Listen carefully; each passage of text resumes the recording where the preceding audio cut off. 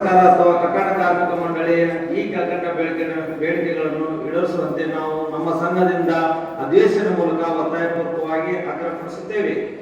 ನೋಂದಾಯಿತ ಫಲಾನುಭವಿಗಳು ಮತ್ತು ಅವರ ಅವಲಂಬಿತರ ಕಾಯಿಲೆಗೆ ತುತ್ತಾಗಿ ಅಥವಾ ಅಪಘಾತವಾಗಿ ಆಸ್ಪತ್ರೆಯಲ್ಲಿ ಚಿಕಿತ್ಸೆ ಪಡೆದ ನಂತರ ಚಿಕಿತ್ಸೆಯ ಬಿಲ್ಲುಗಳನ್ನು ಮರುಪಾವತಿಗಾಗಿ ಕಟ್ಟಡ ಕಾರ್ಮಿಕ ಕಲ್ಯಾಣ ಮಂಡಳಿ ಅರ್ಜಿ ಸಲ್ಲಿಸಿದರೆ ಬಿಲ್ಲಿನ ಹಣ ಮಂಜೂರಿಗಾಗಿ ಬರುವ ಭಾರಿ ವಿಳಂಬವಾಗುತ್ತದೆ ಹಾಗೂ ಚಿಕಿತ್ಸೆಯ ಮರುಪಾವತಿ ಬಿಲ್ಲಿನ ಹಣ ಸರ್ಕಾರ ಸಿಜಿಎಸ್ಎ ನಿಯಮದ ಪ್ರಕಾರ ಬಹಳ ಕಡಿಮೆ ಹಣ ಮಂಜೂರು ಬರುತ್ತದೆ. ಆದ್ದರಿಂದ ತಾವುಗಳು ದಯವಿಟ್ಟು ಎಲ್ಲ ನೋಂದಾಯಿತ ಕಟ್ಟಡ ಕಾರ್ಮಿಕರ ಫಲಾನುಭವಿಗಳ ಸಾಮಾಜಿಕ ಭದ್ರತೆಯ ದೃಷ್ಟಿಕೋನದಿಂದ ಇಎಸ್ಐ ವ್ಯಾಪ್ತಿಗೆ ತರಬೇಕೆಂದು ನಾವು ನಮ್ಮ ಸಂಘದಿಂದ ಈ ಮೂಲಕ ಕರ್ನಾಟಕ ಸರ್ಕಾರಕ್ಕೆ ಹಾಗೂ ಕಟ್ಟಡ ಕಾರ್ಮಿಕ ಕಲ್ಯಾಣ ಮಂಡಳಿಗೆ ಕಳಕಳಿ ವಿನಂತಿಸಿಕೊಳ್ಳುತ್ತೇವೆ.